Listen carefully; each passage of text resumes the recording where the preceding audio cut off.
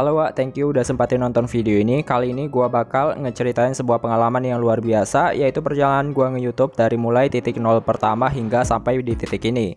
Sebenarnya gue Maria Selena banget alias malu banget untuk ngeceritain pengalaman ini, tapi ya karena memang Wak semua banyak yang kepo tentang pengalaman gua nge-YouTube, jadi gua share ya Wak. Untuk titik awalnya, mulanya gue bikin akun YouTube itu zamannya Mbak Anindya Kusuma Putri tua. Jadi saat Mbak Anin berjuang menghadapi bulian, gue masih pelangak-pelongo tuh tentang YouTube, nggak tahu harus ngapain gitu. Dan waktu itu gue juga upload video asal-asalan gitu. Alhasil seiring perjalanan dengan KFV Inka sampai Trio Flores bubar, barulah di ujung tahun Trio Romansa 2020 gue mulai ngebangun akun YouTube gue kembali. Alhasil gue memulai tekad kuat buat belajar banyak biar kayak Cik Sonia Vergina Citra dan juga Maria Harvanti gitu. Ya hitung-hitung buat belajar banyak tentang public speaking gitu biar kayak Nadia Omara. Dan akhirnya gue beraniin diri untuk tampil di depan kamera pertama kalinya, dan meskipun masih malu-malu kucing gitu. Apalagi saat itu tuh banyak banget teman-teman gue yang semangatin, dan juga ya ampun gue berasa kayak jadi mega favorit di ajang Miss Universe dan juga Miss World wah.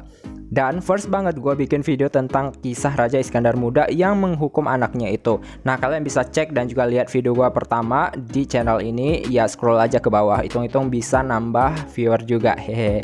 Di situ benar-benar kayak zamannya Agni Pratista sama zamannya Putri Resmawati banget ya Wak. Semuanya seadanya dan nggak ada dukungan sponsor sama sekali.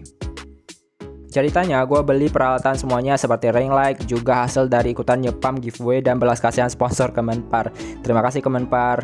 Saat itu di titik gue bener-bener ngerasa kayak wakil Zimbabwe di ajang Miss Universe, yang karena memang subs gue masih lemah banget di YouTube dan tidak ada yang namanya subscriber. Nah pertamanya gue merasa minder banget tuh Wak, dengan perwakilan negara lain alias youtuber-youtuber lain yang punya subscribernya itu 100.000 hampir jutaan juga. Tapi alhasil gue beraniin tekad gue buat mulai Wak, karena gue pikir kalau lu nggak menjadi mega favorit, setidaknya lu harus ngediva layaknya Mbak Urfa Cirotella Wak.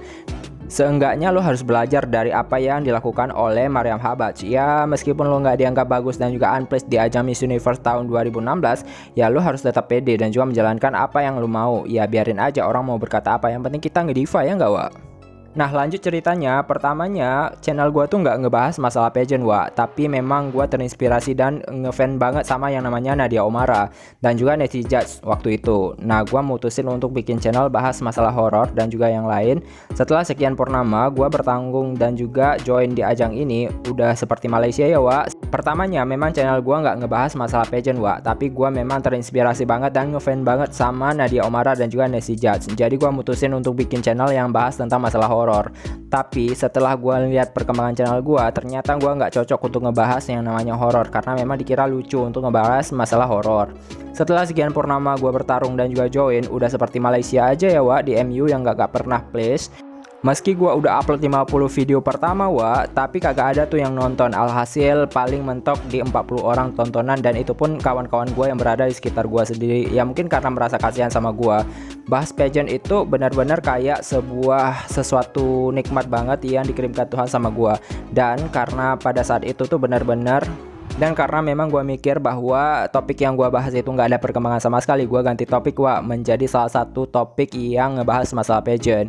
Bahas pageant karena saat itu tuh benar-benar lagi booming acara pergelaran Miss Grand International Wak, dan alhasil luar meledak Wak, dan bahkan yang nonton tuh sampai ribuan banget. Dan karena memang gua hamba yang benar-benar kayak nggak pernah ditonton sampai ribuan orang, alhasil gua tuh benar-benar kaget dan juga benar-benar senang banget dan ngelanjutin ke video yang kedua. Dan alhasil banyak lagi tuh yang nonton, dan gua lanjutin lagi ke video yang ketiga, seterusnya sampai dengan titik ini.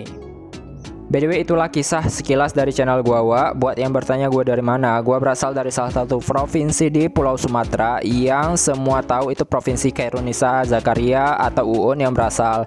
Nah buat Wak semua yang udah support channel ini, terima kasih aku ucapkan, karena akhirnya channel ini berhasil tembus 1000 subscriber dan juga sudah sampai spin Google AdSense. Untuk sekilas yang bertanya kenapa gue milih topik bagian pageant, ya karena memang gue suka banget dengan yang namanya pageant, dan juga sering bahas-bahas dan juga sering ngedesain beberapa desain yang berhubungan dengan evening gown dan sebagainya. Ya meski nggak jago-jago amat sih, dan akhirnya gue lanjutin dalam sebuah channel YouTube gitu, dan masih banyak yang harus gue pelajari di YouTube ini. Terima kasih udah support dan juga sarannya.